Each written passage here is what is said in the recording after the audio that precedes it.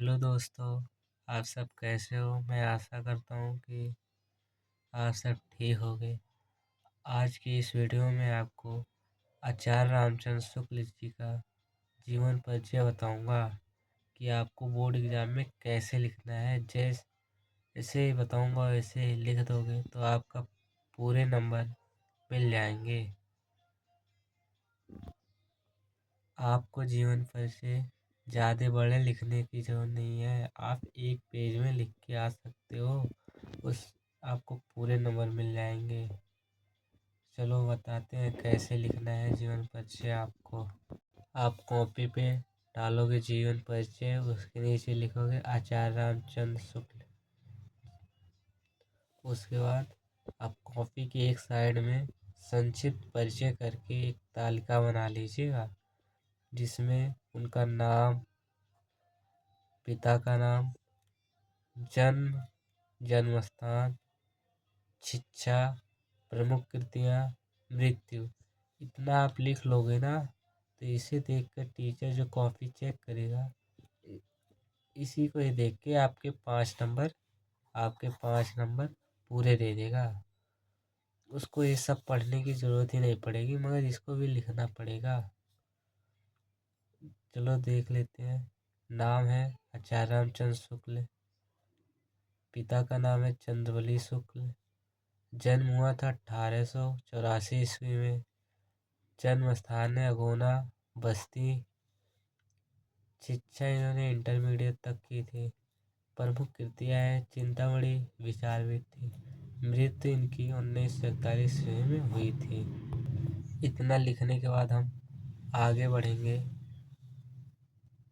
हिंदी के प्रसिद्ध आलोचक, निबंधकार एवं साहित्यकार आचार्य रामचंद्र शुक्ल जी का जन्म सन 1884 ईस्वी में बस्ती जिले के अगोना नामक ग्राम में हुआ था। आप मेन पॉइंट को हाईलाइट कर सकते हैं, जैसे कहाँ हुआ था तो इसको हाईलाइट कर सकते हैं पेन से, और अगोना नामक ग्राम में हुआ था, इसको हाईलाइट कर सकते हैं।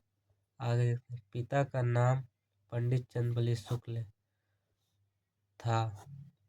आचार्य रामचंद्र शुक्ल जी ने हाई स्कूल की परीक्षा मिशन स्कूल से मिर्जापुर में उत्तीर्ण की। इंटरमीडिएट की परीक्षा वर्ष में ही छूट गई। इनकी इंटरमीडिएट की जो परीक्षा थी साल के अंतिम वर्ष में ही छूट गई थी। शुक्ल जी ने मिर्जापुर के न्यायालय में नौकरी कर ली, किंतु किसी कारणवश से नौकरी छोड़ दी। बाद में मिर्जापुर के मिशन स्कूल में चित्रकला के अध्यापक बन गए। कुछ समय बाद मिर्जापुर के जो मिशन स्कूल में जहाँ से इन्होंने शिक्षा अपनी 10वीं क्लास की परीक्षा उत्तीर्ण की थी, उसी स्कूल में चित्रकला के अध्यापक हो गए। स्वाध्याय से इन्होंने अंग्रेजी, हिंदी, संस्कृत, बंगाला आदि भाषाओं का अच्छा ज्ञान प्राप्त कर लिया। इन्होंने अपने स्वाध्याय से ही हिंदी, अंग्रेजी, संस्कृत, बांग्ला आदि भाषाओं का अच्छा ज्ञान प्राप्त कर लिया। पत्र पत्रिकाओं में लिखना आरंभ कर दिया। बाद में इनकी नियुक्ति काशी हिंदू विश्वविद्यालय में हिंदी